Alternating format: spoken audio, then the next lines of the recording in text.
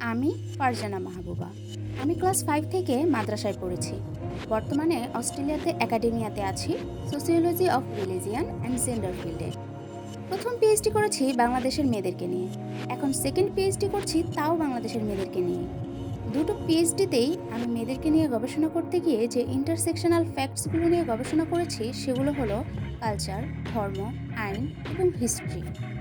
আমি নতুন স্বাধীন বাংলাদেশে বাংলাদেশের মেয়েদের জন্য মুসলিম পারিবারিক আইনের সংস্কার করতে এবং ধর্ম ও নারী রিলেটেড কাজের যত স্কোপ আছে সেখানে নিজের সমস্ত মেধা ঢেলে দেওয়ার ওয়াদা করছি ইনশাল্লাহ।